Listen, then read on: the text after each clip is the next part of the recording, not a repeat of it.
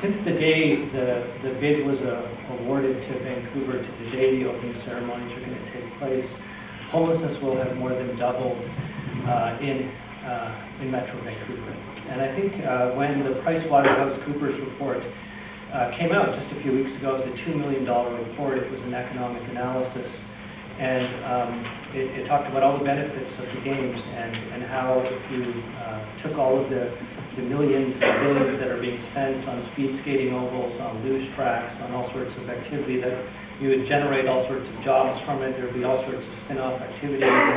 Economists speak a kind of secret language, but one of the things they teach you in Economics 101 is that when you're doing an economic analysis, that you take the same amount of money that you might have spent on the Olympics and compare it to something else you would spend it to. It's a term called opportunity cost. If you had spent that money in an alternative way, let's say rather than spend $900 million on security, we were to spend it on social housing. That would put a lot of construction people at work. We went over some of the costs of people being homeless to actually having them inside, and you compare those two. And so this analysis, this economic analysis that justified the cost of the games, that looked at its benefits, didn't do something that would probably not pass an Economics 101 course. The basic premise of that, and the extent to which this hallmark event has distorted democracy, distorted rational public policy making. And I think the extent to which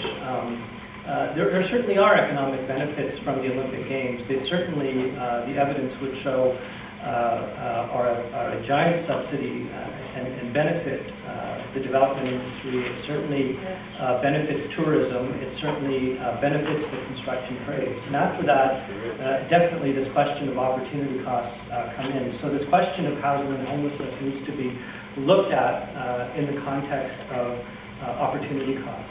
And I think it's important that a lot of people mention tonight the notion of health and human rights, because it's really central to the question of policy making. In the late 90s, when there were overdose deaths happening, the HIV/AIDS rate hit 25% amongst injection drug users, the newspapers used to say, junkies want a shooting gallery. That was the exact language that was being used in the Vancouver Sun. And it took a lot of work by a lot of people, grassroots activists to other people, to change that debate to be one of health and human rights. And that's essentially what this homelessness debate is about: health and human rights. And when we look at the name of the topic, the right to the city, this is a global movement. The Center on Housing Rights and Eviction in Geneva uses this term.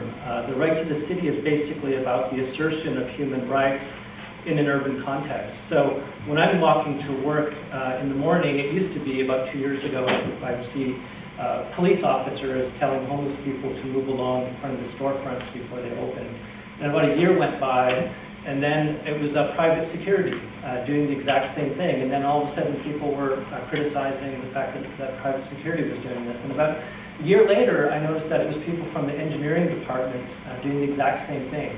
So it keeps shifting along, and it's interesting that today, organizations that were promised funding to help establish a watchdog group, for example, this is one of many, many examples. None of that has happened. There's no funding that goes into this forum. This is done by groups of volunteers. So on the one hand, when you see billions of dollars being spent, we see the inclusive commitments being used as a public relations tool, and the rest of us are still here trying to have a conversation.